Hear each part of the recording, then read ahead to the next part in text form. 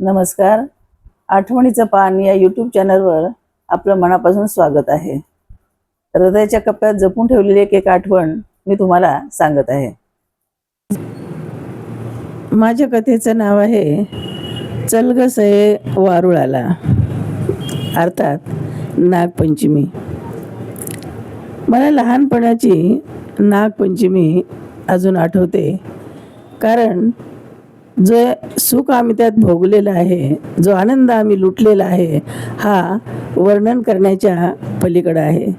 साधारण 7वी-8वीचं वय असेल आणि त्यावेळेला आम्ही सर्व मैत्रिणी नागपंचमी यायच्या अगोदरच 2 दिवस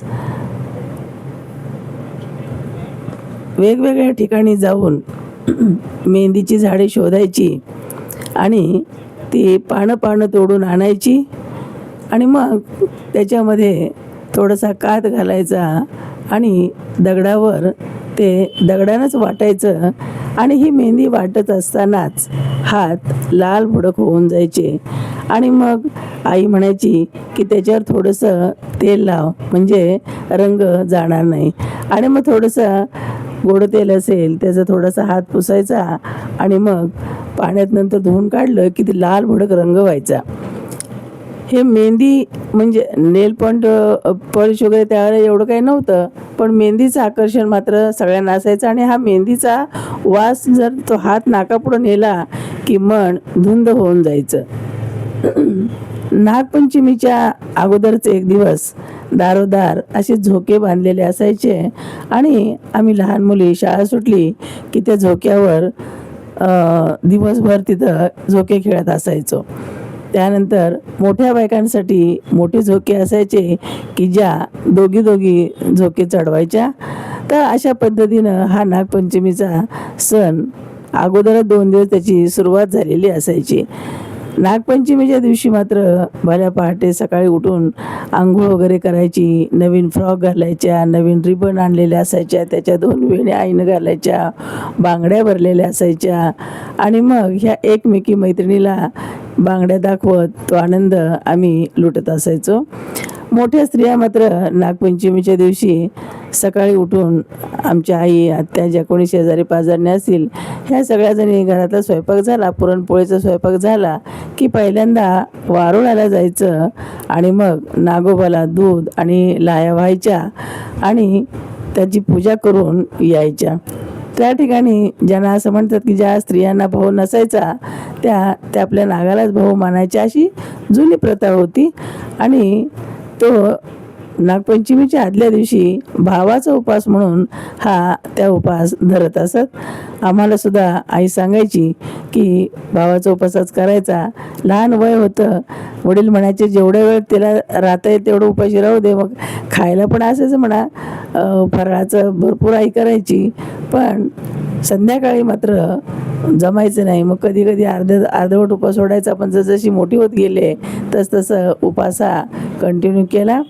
तर असा हा भावाचा उपास आणि दुसऱ्या दिवशी मग पुरणपोळीचं जेवण असायचं. ही नागपंचमी खरं तर सगळीकडंच आपल्या महाराष्ट्रामध्ये अतिशय उत्साहाच्या आणि आनंदाच्या वातावरणामध्ये आपण साजरी करतो. नागोबा हा खरं तर शेतकऱ्याचा आपण मित्र म्हणतो, कारण शेतामध्ये त्याचा वावर असला की मग किडामुंगी वगैरे काही राहत नाही आणि पिकं चांगली यायला मदत होते. जसा गांडूळ हा शेतकऱ्याचा मित्र असतो, कधी आपल्याला माहिती आहे की सापाच्या शेपटीवर पाय दिल्यानंतरच तो चावतो, असं अचानक जाऊन कुणाला चावत नाही असं म्हटलं जातं. आता त्याच्या सत्यतेमध्ये आपल्याला जायचं नाही, पण त्याच्या कुठलाही प्राणी असो त्याच्या वाटेला गेल्याशिवाय तो काही आपल्यावर अटॅक करत नाही. तर ही नागपंचमी म्हणजे आता हा श्रावण महिन्यात येणारा सण, त्यामुळं ही सृष्टी इतकी हसत असते, म्हणजे पानांनी फुलांनी बहरून गेलेली असते. जिकडं तिकडं हिरवगार वनश्री फुललेली आहे आणि धबधबे ओसंडून वाहत आहेत. सगळीकडं प्रसन्न असं वातावरण आहे.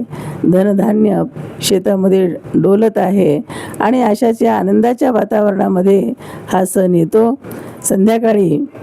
आणि मग सगळ्या स्त्रिया ज्या पूर्वीच्या काळी म्हणजे ज्या माहेरवासनी आलेल्या आहेत की नाही सण साजरा करायला माहेराला, त्या फेर धरायच्या आणि मग चल गसे वारुळाला नागोबाला पोजायला लहाया त्याला वाहूया त्याची पूजा करूया, अशा आता विसरले मी, तर त्या प्रकारची गाणी त्या गात असायच्या. ज्या जुन्या जाणत्या बायका होत्या, मी पाठीमागच्या कथेमध्ये दादीबाईचा उल्लेख केला, ती काटवटकणा खेळायची, सूप नाचवायची, पिंगा घालायची, अतिशय सुंदर, इतके सुंदर नाच होते की मी सर्वांग सुंदर व्यायाम तर व्हायचाच, पण मनसुद्धा प्रफुल्लित असायचं.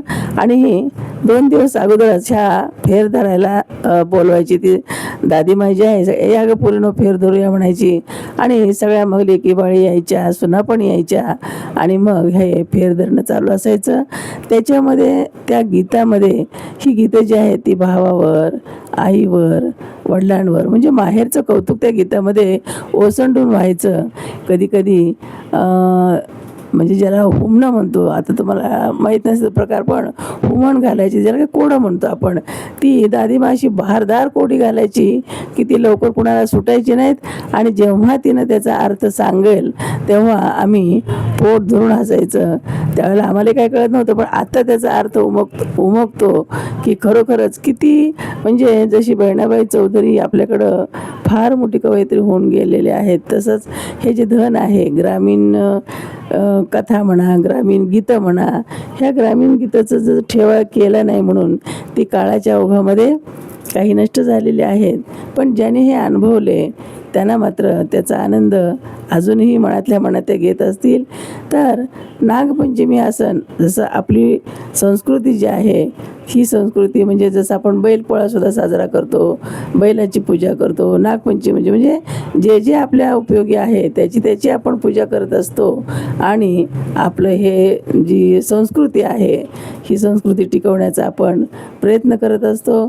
सगळ्या स्त्रियांच्या जीवनामध्ये अतिशय आनंदाचा आणि उत्साहाचा रंग भरणारा हा श्रावण महिना, हा श्रावण मास तुम्हा सर्वांना आनंदाचा, सुखाचा, समाधानाचा जावा ही ईश्वरचरणी प्रार्थना. धन्यवाद.